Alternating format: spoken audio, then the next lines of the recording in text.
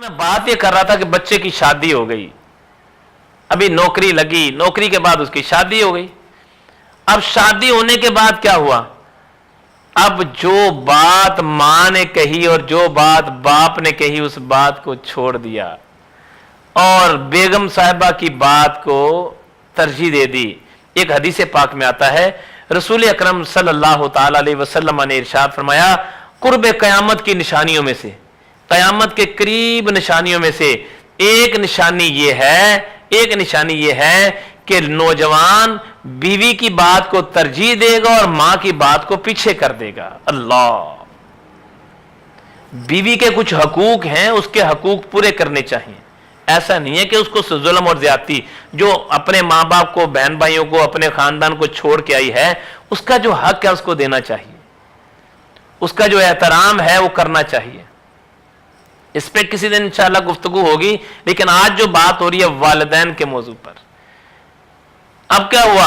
अब बीवी की बात को तरजीह देना शुरू कर दिया और बाप की बात को पीछे करना शुरू कर दिया।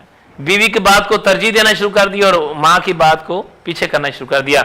फिर नौबत यहां तक आ गई, अल्लाह, फिर मां बाप से चोरी चोरी, अल्लाह अकबर, मां बाप से चोरी चोरी अपने कमरे में चीजें लाना, अल्लाह, मां बाप से चोरी चोरी पैसे जमा करना। किससे चोरी चोरी कर रहा तू? जिसने तुझे 9 माह अपने पेट के अंदर रखा, जिसने तुझे 3-3, 4-4 मजदूरियां करके तुझे पाला। अब चाहे यहां किसी अमीर आदमी का बेटा है या चाहे गरीब आदमी का बेटा है, मां बाप के जज्बात अमीर हों या गरीब हों एक ही होते हैं औलाद के लिए। कोई अमीर वालिदैन है तो औलाद के लिए जज्बात उसके सेम है, कोई गरीब है तो मां बाप के लिए, औलाद के लिए जज्बात सेम है, कोई तब्दीली नहीं है उसमें।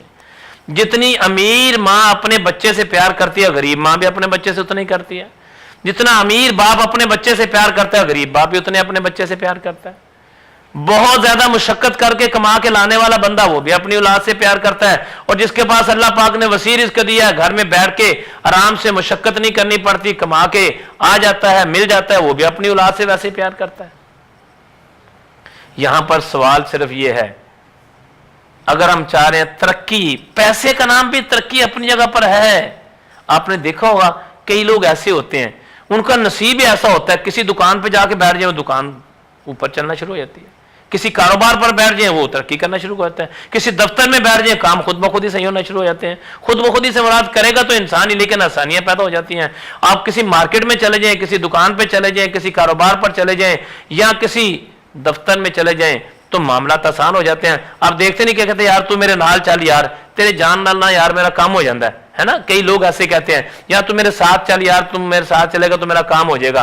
वो क्या है सारी बातें? वो तेरे माँ बाप की दुआएं हैं। इसका नाम कामयाबी है कि लोग तुझे अपने साथ लेके जाएं, लोग तुझे लेके जाएं अपने साथ, कि चल मेरे साथ, तेरे पैरों की बरकत से मेरा काम होता है।